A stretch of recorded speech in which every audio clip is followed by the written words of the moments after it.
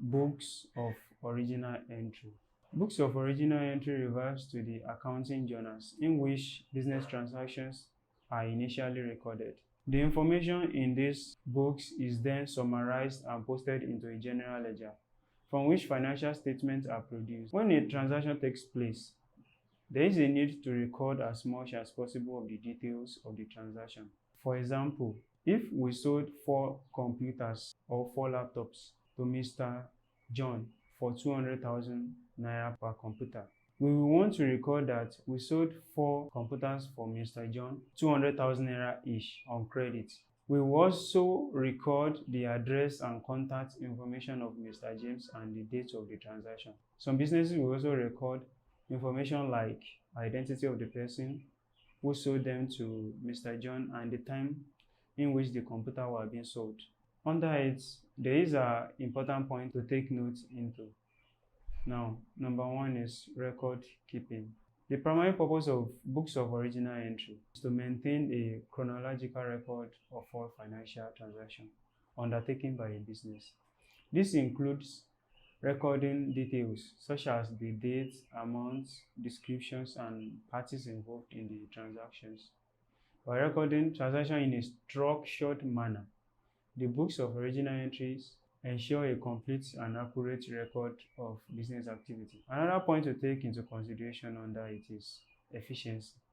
This efficiency, primary books allow for efficient recording of transactions by categorizing them based on their nature or their type.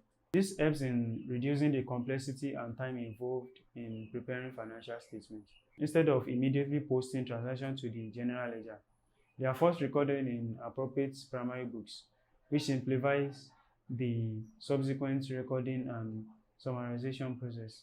Another point to take into consideration is segregation of transactions. Under segregation of transactions, different types of transactions require different types of documentation and recording methods. In books of original entry, it provides a means to segregate transactions based on their nature.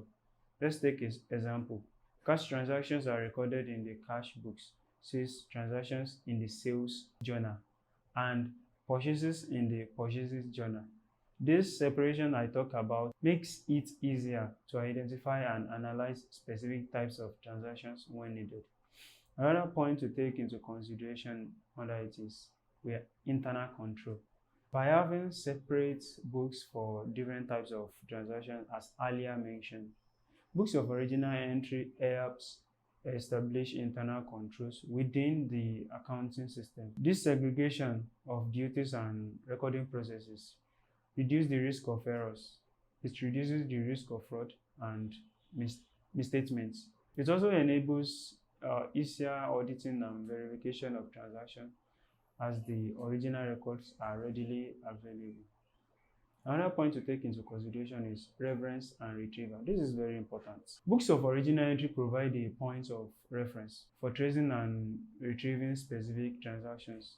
When analyzing a reconciling account, this book serves as a source document to support the entries made in the general ledger. They help in identifying and resolving discrepancies, answering queries, and providing evidence of the transaction history.